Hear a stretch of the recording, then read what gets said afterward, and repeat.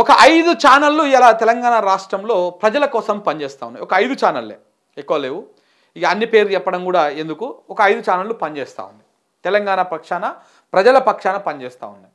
ఆ 5 ఛానళ్లను అరికట్టడం కోసం, అంటే 5 ఛానల్లో వస్తున్నటువంటి ప్రజల వాయిస్ని అరికట్టడం కోసం ప్రభుత్వము, కాంగ్రెస్ పార్టీ ఒక పెద్ద ఎత్తుగడేసింది. ఎంత పెద్ద ఎత్తుగడేసిందంటే ఏటా 120 కోట్లు ఖర్చు పెట్టి, ఎవ్రీ ఇయర్ ఖర్చు పెట్టి 500 ఛానళ్ళు, 500 యూట్యూబ్ ఛానళ్ళు పెట్టాలి. ఈ 120 కోట్లు ఎట్లెట్లు ఇవ్వాలి? ఒక్కొక్క మంత్రి, ఒక్కొక్క మినిస్టరు ప్రతి నెల ₹1 కోటి పంపాలి. ప్రతి నెల ₹1 కోటి పంపాలి. సంవత్సరంలో 120 కోట్ల రూపాయలు ఖర్చు పెట్టి 500 ఛానళ్ళు ఏర్పాటు చేయండి. రోజు ప్రజలు ఎక్కడైతే మాట్లాడుతూ ఉన్నారో గోసలు, దానికి ఫేక్ చేస్తారో, మార్పు చేస్తారో, ఏం చేస్తారో తిప్పికొట్టండి, రివర్స్ చేయండి. ఇది కాంగ్రెస్ ప్లాన్. ఇది ప్రజా వ్యతిరేకతను తగ్గించడం కోసం కాంగ్రెస్ చేస్తున్నటువంటి ప్లాన్. దానికి సంబంధించినటువంటి వార్త.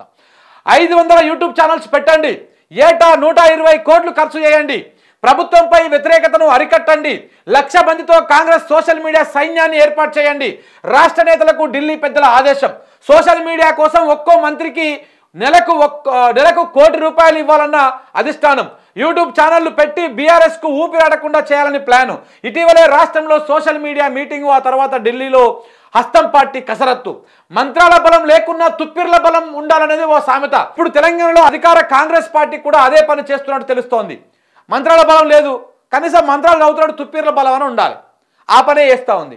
ప్రజలకు ఇచ్చిన మాట నిలబెట్టుకోకుండా ప్రజల నుంచి వస్తున్న వ్యతిరేకతను తప్పించుకునేందుకు ప్రణాళికలు రచిస్తున్నట్టుగా ప్రచారం జరుగుతోంది.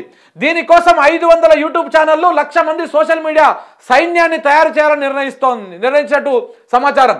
దీనికోసం కోట్లాది రూపాయలు కేటాయించాలని పార్టీ పెద్దలు, రాష్ట్ర ప్రభుత్వ పెద్దలకు ఆదేశాలు కూడా ఇచ్చినట్టుగా తెలుస్తూ ఉంది. ఆ రకంగా ప్రయత్నాలు చేస్తూ ఉన్నారు.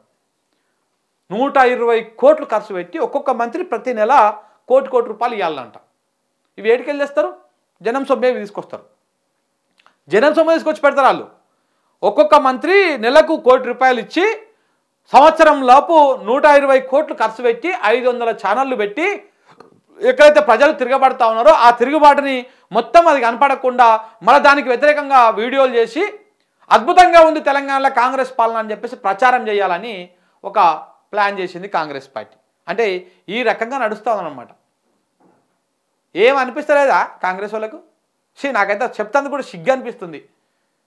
ఇట్లా ఏం చేస్తారా నాయన? ఇది ఏదైనా సరే మీరు గుర్తుపెట్టుకోండి. మన పురాణాల కానుంచి, మన మన మన మన పైన మన దేవుళ్ళకు సంబంధించినటువంటి చరిత్రల కానుంచి, మన దేశం చేసినటువంటి స్వాతంత్ర పోరాటం కానుంచి, తెలంగాణ చేసినటువంటి ప్రత్యేక రాష్ట్ర పోరాటం కానుంచి అన్నీ చదవండి, చరిత్ర మొత్తం చదవండి. ఎప్పుడైనా న్యాయమే గెలుస్తుంది, ఎప్పుడైనా ధర్మమే గెలుస్తుంది, ఎప్పుడైనా నిజమే గెలుస్తుంది.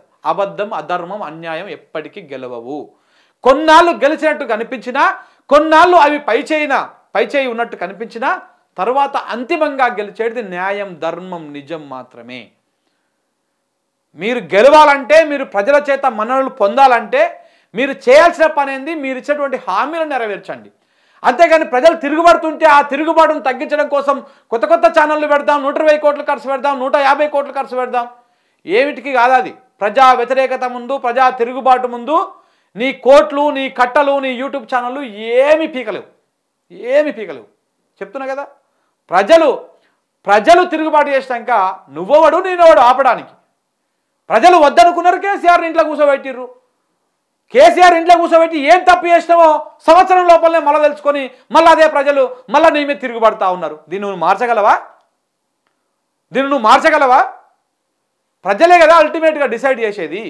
ఈ ప్రజాస్వామ్యంలో ప్రజలే అల్టిమేట్ నిర్ణేతలు. వాళ్లకు ఎవరు నచ్చితే వాళ్ళనే కూర్చోబెడతారు. మెజారిటీ ప్రజలు ఎవరిని నమ్మితే వాళ్ళే అధికారాన్ని కైవసం చేసుకుంటారు. నువ్వు వాళ్ళ మన్ననలు పొందాలి అధికారంలో కూర్చున్నాక. కానీ ఆ ప్రజలు తిరగబడుతున్నారు కాబట్టి ప్రజలకు మనం వ్యతిరేకంగా పనిచేద్దామంటే ఎట్లయితుంది?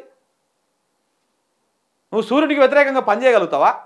అరిచేయి పెట్టి ఆ సూర్యుడిని అడ్డుకోగలుగుతావా? ఆ కిరణాలను అడ్డుకోగలుగుతావా? అవుతుందా? సూర్యుని ఆపగలుగుతావా? ప్రజలు కూడా సూర్యుని లాంటి వాళ్ళే. ప్రజలు సూర్యుడు ఎటు తిరిగితే మన నీడ అటు పోతూ ఉంటుంది. ప్రజలు ఎటువైపు తిరిగితే అధికారం అటువైపు పోతూ ఉంటుంది. ప్రజలు నిన్ను వద్దనుకుంటున్నారు, ఇవాళ వద్దనుకుంటున్నారు. నువ్వు నీడ నాకు సూర్యుడు ఇక్కడ ఉన్నాడు కాబట్టి ఇక్కడ సైడే ఉండాలి అంటే కుదరదు, అది ఆటోమేటిక్గా ఇటు సైడ్ వచ్చేస్తుంది. నువ్వు 1000 జన్మలు ఎత్తినా కానీ ఇటు సైడ్ నీడ రాదు.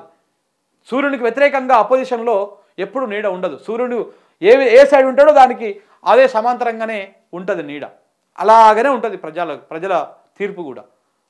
మెజారిటీ ప్రజలు ఎటువైపు ఉంటే అటువైపే ఉంటుంది. ఒకవేళ నువ్వు ఏం మాయా మచ్చింద్రం చేసినా కానీ అది చాలా కాలం నిలవదు, ఎంత చేసినా నిలవదు. సో కాబట్టి ఇదంతా కూడా నీ పిచ్చి ప్రయత్నం, కాంగ్రెస్ పిచ్చి ప్రయత్నం, తలతోకలైనటువంటి వ్యవహారం. ఈ వ్యవహారంలో కాంగ్రెస్ పార్టీ ఏదో ప్రజలు తప్పు మాట్లాడుతూ ఉన్నారు, లేకపోతే ప్రజలను మిస్గైడ్ చేస్తూ ఉన్నారు, లేకపోతే రెచ్చగొడితే రెచ్చిపోతారా ప్రజలు? ఇవాళ రేపు రెచ్చగొడితే రెచ్చిపోతారా? ఆ పరిస్థితి ఉందా? తెలంగాణ ప్రజలు అమాయకులా, పిచ్చోళ్ళా? రెచ్చగొడితే రెచ్చిపోయేటట్టు ఉంటుందా పరిస్థితి? ఒకసారి మోసపోతారు, 2 సార్లు మోసపోతారు, ఊరికి అదే ఉంటుంది ఆ కథ.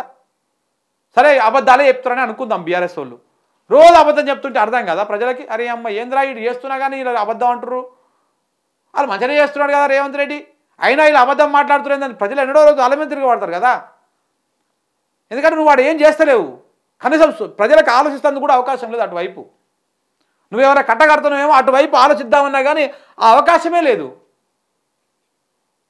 ఇంకేముంటుంది నువ్వు చేసినాక? 500 యూట్యూబ్ ఛానళ్ళు పెడతారంట. 500 కాదు 5000 యూట్యూబ్ ఛానళ్ళు పెట్టినా కానీ ప్రజల పోరాటం ముందు, ప్రజల తిరుగుబాటు ముందు అవి వనికిరావు. యూట్యూబ్ ఛానళ్ళు అయినా ఏ ఛానళ్ళు అయినా ఏముంటుంది, ప్రజలు ఏం కోరుకుంటున్నారో అది చూపించితేనే అది నడుస్తుంది. ప్రజా వ్యతిరేకంగా ఉన్నటువంటి ఛానల్ నువ్వు బొచ్చడు పెట్టినా కానీ అది పోవు అవి ప్రజలు చూడరు. దాన్ని నువ్వు మళ్ళీ ఆ ప్రజలకు వ్యతిరేకంగా చూసి ఎవరు చూడమని చెప్తున్నావు, మళ్ళీ అదే ప్రజలను చూడమని చెప్తున్నావు. అంటే జనాలను తిడతావు నువ్వు, మళ్ళీ అదే జనాలు నిన్ను చూసి యూట్యూబ్లో ఆదరించాలన్నా. 500 పెడితేంది, 1000 పెడితేంది, నువ్వు ఎన్ని పెడితేంది? ఇలా అర్థమైతే లేదు. బయటకు పోతే V6 ఛానల్ని ఎట్లా పొట్టు తిడుతుర్రో, వెలుగు పేపర్ ఎట్లా పొట్టు తిడుతుర్రో, ఆంధ్రజ్యోతి పత్రికను, ఈ ఆంధ్రజ్యోతి టీవీని, ABN టీవీని ఎట్లా తిడుతుర్రు ప్రజలు. ఇన్ని రోజుల నుంచి మాట్లాడలే ఈ సన్నాసులు, ఇవే మీడియా ఛానళ్ళు. దీని గురించి, ఈ కొడంగల్కి సంబంధించినటువంటి ఫార్మా గురించి ఏ ఛానల్ కూడా ఇన్ని రోజులు మాట్లాడలే. 5 గ్రామాల, ఈ 5 గ్రామాలకు సంబంధించి సంవత్సర కాలం పాటు వీళ్ళు 1 ఇయర్ నుంచి ఫైట్ చేస్తూ ఉంటే ఎన్నడొక్కడు కూడా ఒక్క చిన్న గ్రౌండ్ రిపోర్ట్ చేయలే. ఇలా మీరు చూడండి, NTV చేయలే, TV9 చేయలే, లేకపోతే V6 చేయలే, ABN ఆంధ్రజ్యోతి చేయలే, HMTV చేయలే, ఏ ఛానళ్ళు కూడా, ఏ ఒక్క పత్రికోడు కూడా స్పెషల్ స్టోరీలు చేయలే. ఈనాడు, ఈటీవీ ఎవడు కూడా అలా గోస గురించి రాయలే. ఫార్మా బాధితుల గోస గురించి, 5 గ్రామాలకు సంబంధించినటువంటి గోస గురించి రాయలే. కలెక్టర్ మీద దాడి అనగానే మాత్రం అందరూ తెగేసుకొని ఉరికి రాసిరు. ఎందుకు రాసిరు? ఎందుకంటే దాన్ని ఇప్పుడు ఇన్ని రోజులు ఎందుకు రాయకుండా ఏ విధంగా అయితే కాంగ్రెస్ ప్రభుత్వానికి రేవంత్ రెడ్డికి మేలు చేసిరో ఇప్పుడు రాసి ఆ విధంగానే మేలు చేస్తూ ఉన్నారు. సో వీళ్ళు కలెక్టర్ మీద దాడి చేసి రాసి వాళ్ళకి శిక్షలు పడితే వాళ్ళు భయపడి కేసులు అయ్యి భయపడి ఆ భూములు ఇచ్చేస్తారు. అది కూడా ఆయన ప్లస్ అవుతుంది. ఇన్ని రోజు సైలెంట్గా ఉన్నటువంటి ఈ మోచవార్లు అందరూ ఇవాళ రాస్తూ ఉన్నారు.